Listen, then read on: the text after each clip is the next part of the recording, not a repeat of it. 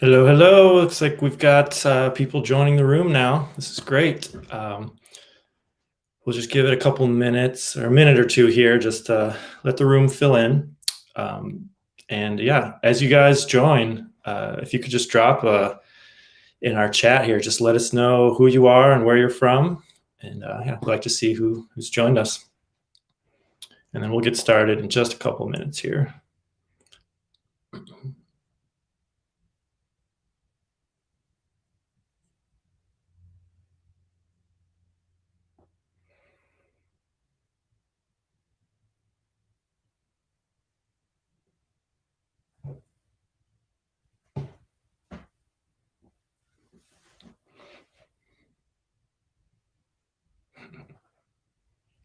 All right, Mark Demarest.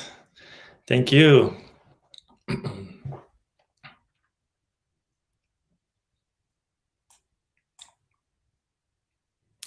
All right, it's the top of the hour, so let's get some of the intro stuff out of the way. Thanks everyone for joining. This is the Green Growth CPA monthly industry update, and this is May. And I'm Chris Lenz. I'm the Chief Marketing Officer here at Green Growth, and we have a special guest today, and that is Derek Davis, a founder of Green Growth. Thanks for joining us, Derek. Yeah, thanks so much for putting this together today, Chris. Yeah, no problem.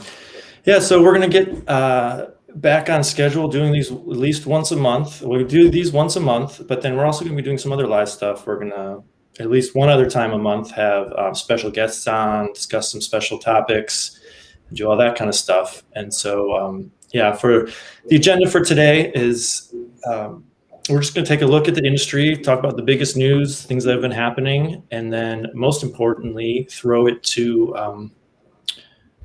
you guys in the audience, and we'll try to do a Q&A and see if we can help some of our clients, our potential clients, and just aspiring cannabis professionals out there. So, yep. So first, we introduced us, and then just got to say up front, as a disclaimer, the information in this presentation is meant for guidance purposes only, and not as professional legal or tax advice. Further, it does not give personalized legal, tax, investment, or any business advice in general. So, got to do that one for the lawyers. And then, yeah, so for the run of show today, we're just going to start with, there's been a ton of news in the last couple of months, just on the legalization side, states legalization, all kinds of legislation passing, others failing, and the markets that did legalize are, some of those regulations are starting to come out. So we're just going to take a look and discuss some of the more interesting news and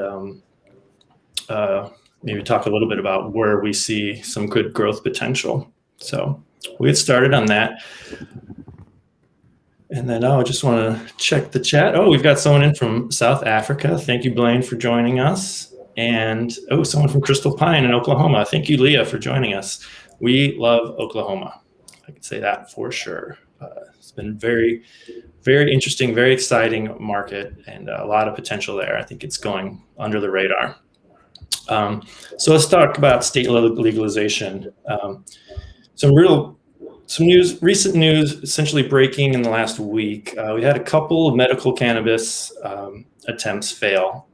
Not too many big surprises here, but there was one, a medical in Kansas, that they had legislation in the works, but the Senate, I believe, failed to get a vote in time before the Memorial Day recess. So that's essentially dead in the water right now. But they did make a commitment to bring it up for a vote in 2022, which is pretty good because there is a written into their bylaws. There's if something isn't voted on, it's sometimes 2 to 4 years to wait before they do it. But they made a concession here, so that's optimistic. And state's got a Democratic governor, Laura Kelly, who's come out in support of medical cannabis. So optimistic there. I think that Midwest, South Central is, it's America's breadbasket. And I think as those markets like Missouri, Oklahoma keep opening up, there's going to be a real powerhouse there.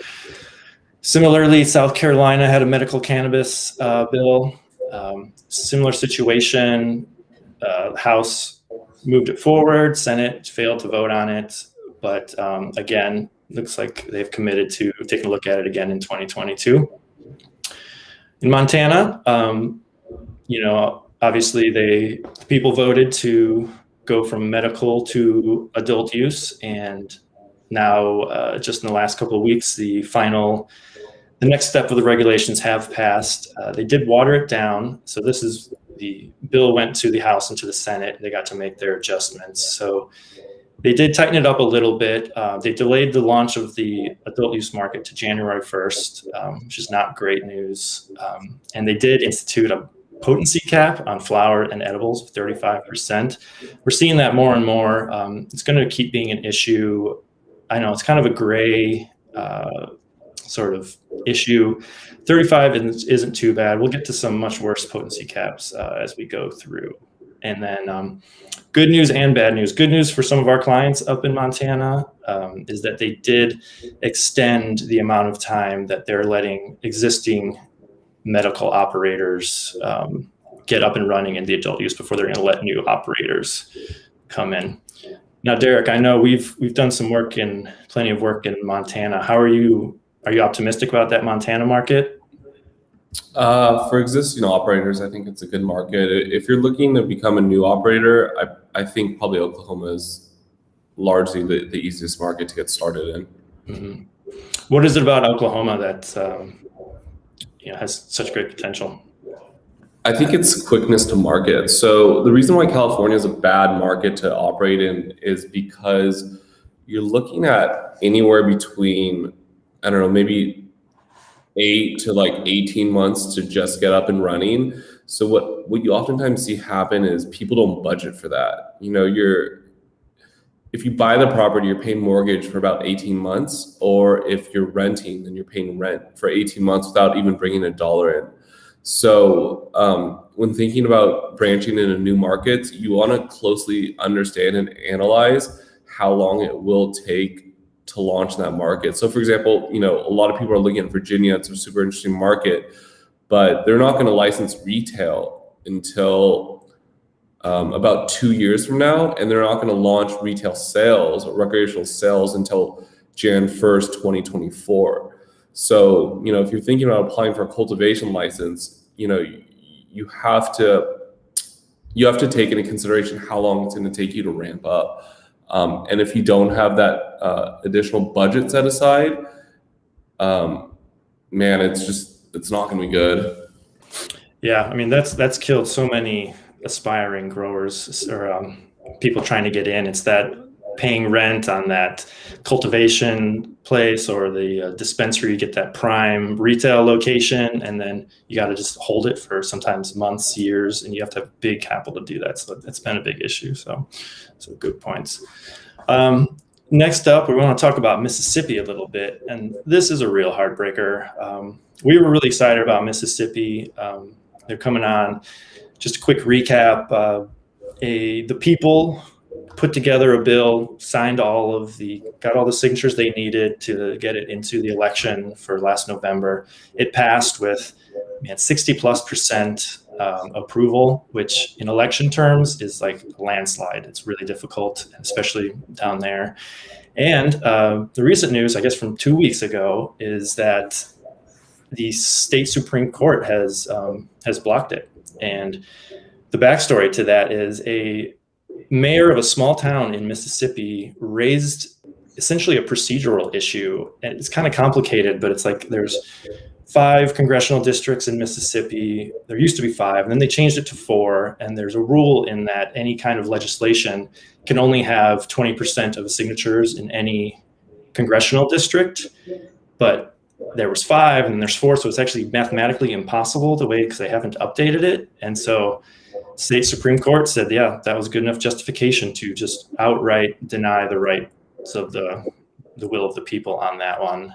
And it's really tragic because there's this real groundswell of support for cannabis. And if the elected officials at the state or the Supreme Court isn't upholding that, then what's the point of democratic government essentially? And I mean, it's just really sad that it's like all those medical patients now are getting denied their medicine. So whatever kind of ethical position you have about legalization of cannabis, it ultimately comes down to denying people their medicine. And I don't know, it's just sad.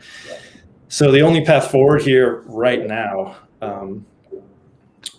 is that the legislation has to take this up, and they haven't been friendly to this bill. Like I said, it came up through grassroots essentially, and so it's DOA.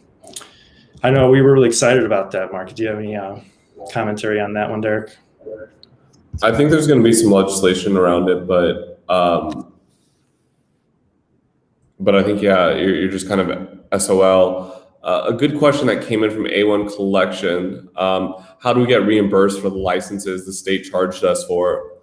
That's classic government. You're not getting anything back. So, oftentimes what you'll see, if you read the application over and you read it closely, there's always heavy disclaimer language that, hey, we may not license at all, we may just kill the program, but whatever fees you paid, that's your problem.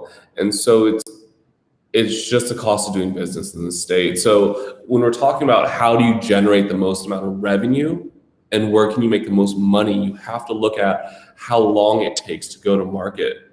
Because at the end of the day, social equity and all these great programs are great, but if you're losing money on a day-to-day basis, it doesn't matter. Like your ability to want to operate, if you're constantly losing cash, it dwindles each day until after, X amount of days, you're just like, screw this, I'm over it. So, if you are already operational and you're looking to expand, or if you're looking to get involved in either capacity, you have to really understand time to market, because that will either make or break you. Yeah, great point. Yeah, and like you said, I think the only thing worse than paying for a license application and getting it denied and losing the money there is just to have the whole thing, you can get a chance to try for it and then just get the whole thing, the rug pulled out from under you.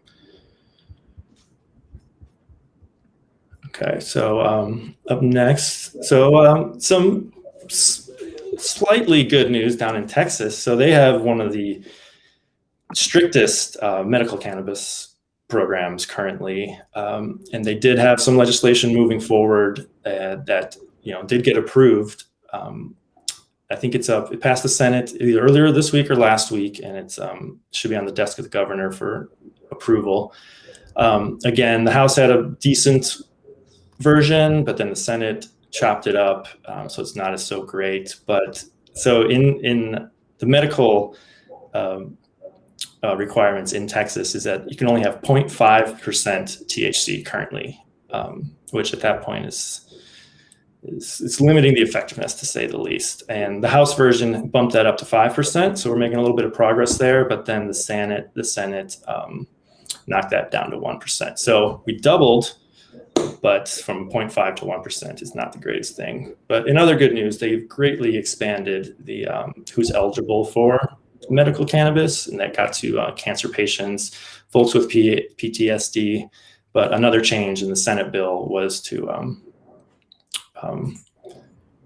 remove chronic pain from that expanded list, and so that's tough. But in any state, especially the red states, any progress on medical expansion is it's that rising tide of people are getting more and more into it, more and more accepting, and so it's great.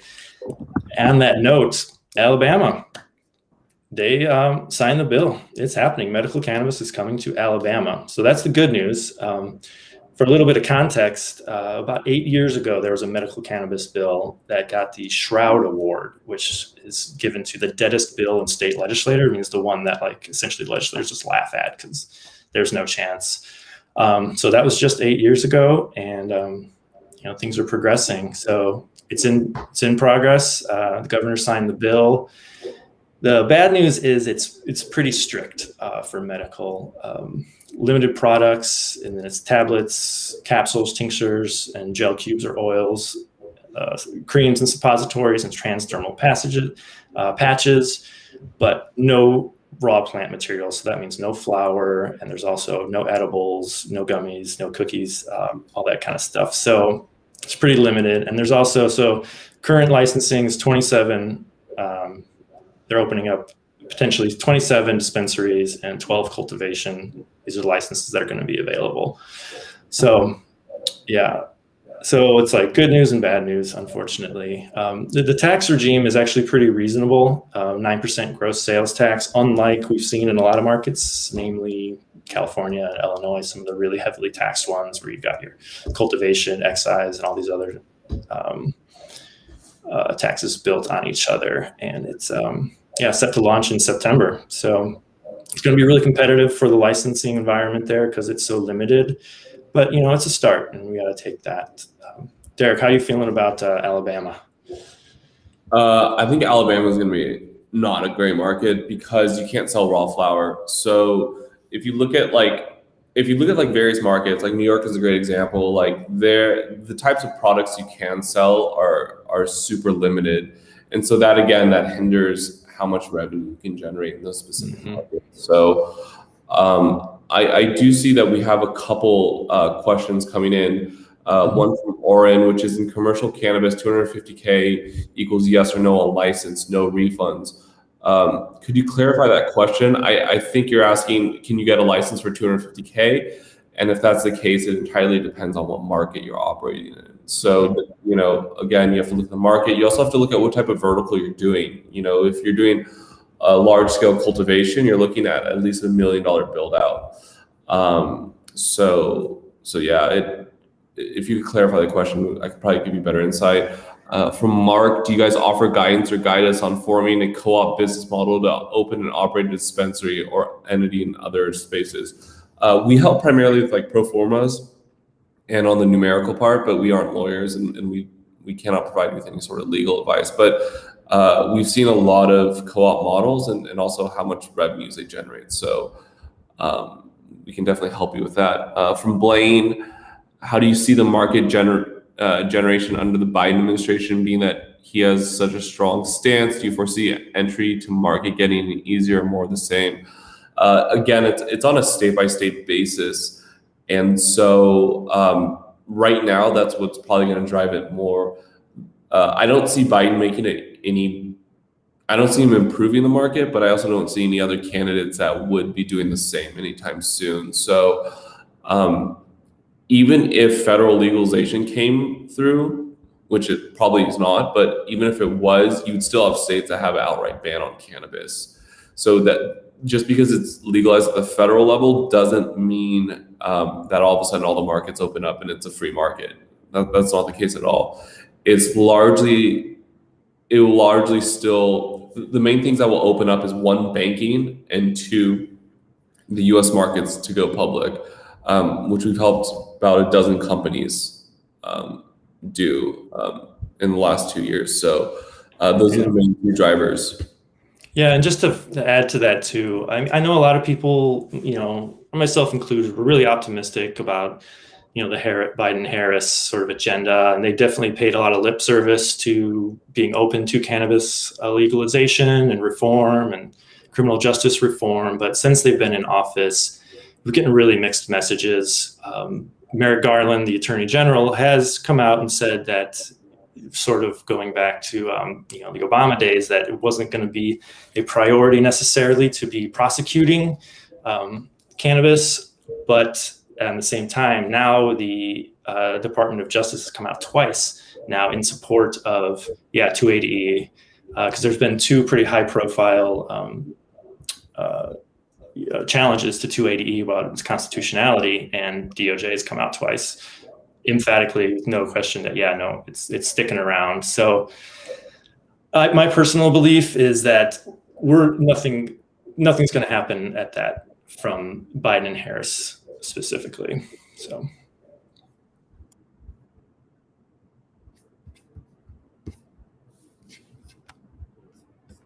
all right, so we got some more questions. Do you want to address any of these other questions here?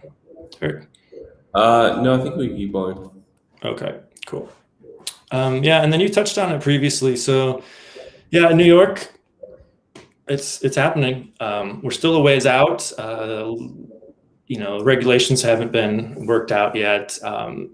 But I don't know. It's really exciting particularly because the initial estimates, we've gotten some crazy about where that market's going to go. I think the NYC Affairs issued a report that said within the next 6 years it could be worth $2.6 billion just in the state, 50,000 new jobs. I think, Derek, do you think New York is probably the big win for legalization coming up here? Like that's the biggest potential? It could be. We have to wait until we see the regs fully and flushed out. But New York and New Jersey could be great markets. Mm-hmm. It's kind of a wait and see. I think some of the underlying markets that are also really profitable, which are largely being overlooked, is Michigan. I think that's a really big market. If you look, the licensing loosely follows California, where it's done at a local level. And if you pull a county or city map of Michigan, you'll see that many cities and counties have unlimited licensing caps on all vertical chains. So I think that's going to be another great market for a company who's looking to expand into new states or potentially a new operator. Yeah, and Michigan's got a great mix of where it has like a better population density than say Montana, and that combination of and also the geographic regions. And interestingly, just I think yesterday or a couple of days ago, Crunchbase released a report about venture capital over the last several years, and the traditional leaders of California, where venture capital is getting utilized the most. And so venture cap and Silicon Valley in California has been the leader for a long time, and over in Massachusetts around MIT, there's a big venture capital thing there. But the surprise is that Michigan was by far the percentage year over year increase for most venture capital. And so venture capital just means that's investment firms looking for exciting new industries for a lot of that's tech, a lot of that's sort of these up and coming industries. And they didn't provide, this wasn't a cannabis focused report, but if we dig in, I have to think that cannabis is a big driver behind a lot of that investment in Michigan. So that's another exciting development. And then also, so in New Mexico, their proposed rules just dropped. I think that's going to be another interesting market. We'll see exactly how those regulations pan out. We're currently in the commentary period, so if you guys are looking into it, do go read them through. They've expanded the production per producer significantly. Now it's up to 4,500 plants. They're going to start issuing licenses on September 1st, and with the adult use to go live no later than April 1st. So they're giving a window to everyone get popping up. And one of my favorite things that I just get excited about whenever I see is when states incorporate the micro business licensing. It's, I think, one of the cool things about California and a lot of other markets. But so much of just what we deal with in the cannabis industry is local, smaller kind of growers trying to make it in an increasingly competitive environment when you've got the MSOs coming in with public money and all this kind of stuff. And, vertical integration is a great way to really boost your profits, clean up operational costs, and, keep everything in-house and maximize your revenue and profits. But a lot of times that's just denied to anyone but the biggest operators. So the micro business creates that sort of niche for smaller vertically integrated businesses. So I think that's exciting. What are your thoughts on New Mexico, Derek? New Mexico is a great market. So for those of you that are looking to get licenses in cap states, those always hold the best value. The problem is in a state like California, where it's licensed, it's obviously the biggest market, so everyone always looks at it, but you have 482 cities. Each city will either allow or ban cannabis. So let's just take Los Angeles, for example, right? Like you have a dispensary in West Hollywood, but the neighboring city has a ban. So then everyone just drives across the border in your city, which is, down the street from you. So when looking at valuations and also what licenses hold the best value, you always want to look at states that have cap licensing. Mm-hmm. Those as a general rule of thumb will always hold the best value. Mm-hmm. Yeah, it might be harder to get those licenses, but once you do, the value goes crazy. Yeah. Great. And then the other big topic we wanted to just touch on today, which is from the business side, probably the biggest news, was that Trulieve acquisition of Harvest Health. And so, so let's just do a little background on this. So I don't know, maybe it's been really exciting for me particularly because Trulieve has always been sort of watching from the sidelines, I think the model for building a strong cannabis business. And in that 2017, 2018 sort of green rush when everyone was flush with all this capital, everyone was going public in Canada and making acquisitions all over the country, Trulieve had this really kind of slow and steady growth where they were medical cannabis in Florida, building a really strong foundation, keeping their sort of revenue EBITDA numbers into a healthy range when a lot of the bigger guys were just in the red really hard. And when everything shifted last year, 2019 into last year, the capital markets essentially crashed for cannabis and the stocks crashed. They were them and I think GTI were probably the two leaders as far as staying strong, and those metrics really paid out. And then so I've been watching them, and they've obviously been expanding. They're in Pennsylvania. They've made some moves into California, but man, going out and just buying Harvest whole hog was just a big move, and it's pretty crazy. So because Harvest is no small cookies there. I mean, they did a good job, almost a similar approach, building out that base in Arizona. So now Trulieve almost doubles in size, makes them the biggest MSO by almost every metric. I think Curaleaf's the only one that's even close on revenue and all that kind of stuff. But yeah, so what do you think about this, Derek? What does this mean for the industry? I think you'll always see consolidation in the space, but I don't think we're going to find out who the winner of cannabis is for a long time. And I think the one thing that is very important to also kind of take into consideration is a state will cap licensing, like Florida at 25. But if all of a sudden they open up licensing for anyone and they loosely follow, Oklahoma, then the relative value per license will drop dramatically. So you're always kind of in this like limbo game, but having that first mover advantage and building that loyal customer base will always win out over the long term. But you could start to see some huge price compression and profitability compression as well. Yeah.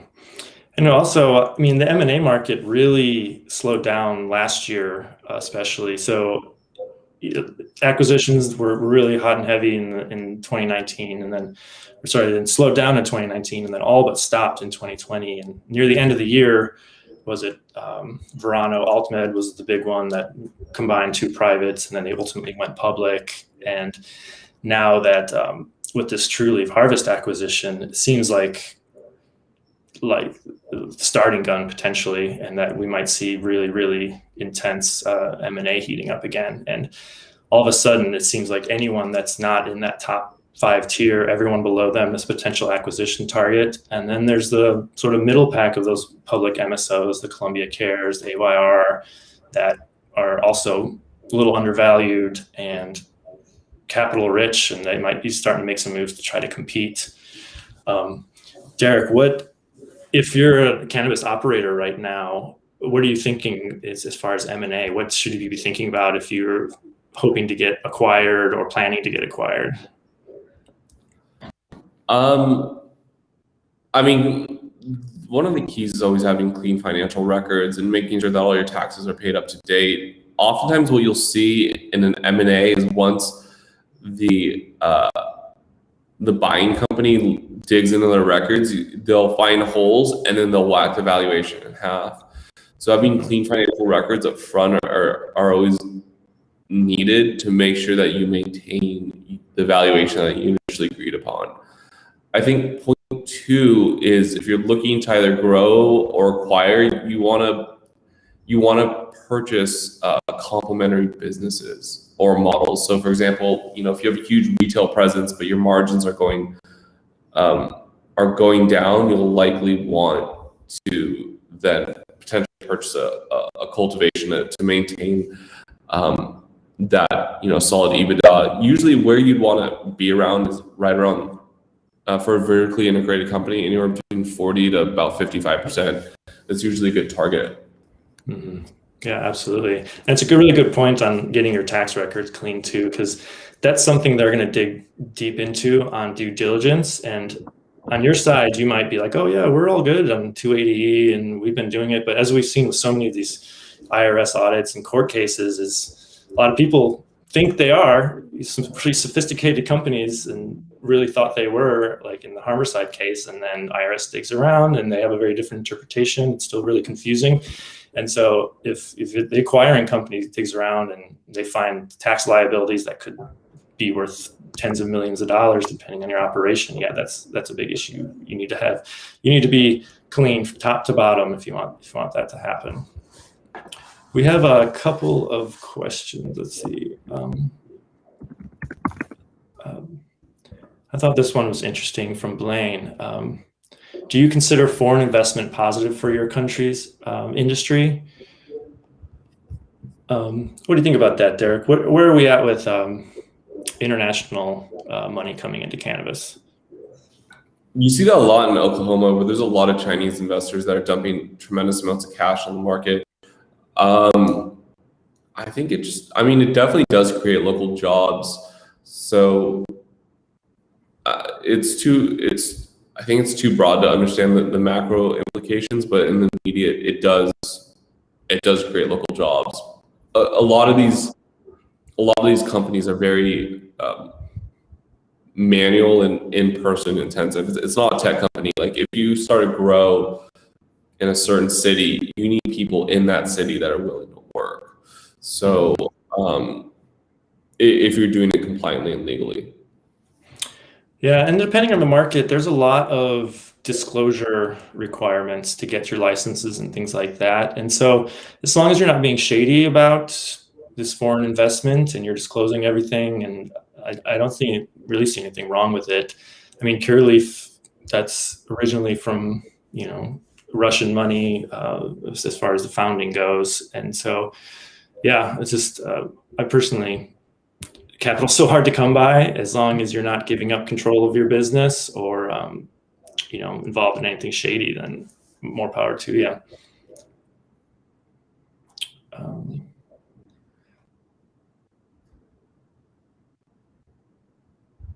It's an interesting question. I don't know, maybe you give us one. It's from Sandil. Sorry if I'm pronouncing that wrong. How can one not from the state buy seeds for cannabis, not fake seeds? Apparently they bought seeds that are fake. And so how do you know essentially how are you source your seed suppliers and you can confirm the quality?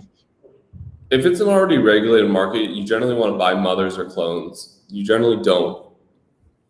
I mean, that's probably a better suited question for a cultivator. And unfortunately we're CPAs, but yeah, you generally want to, where we see the best yield, either per light or per square foot is usually from a certain strain and a certain mother or clone.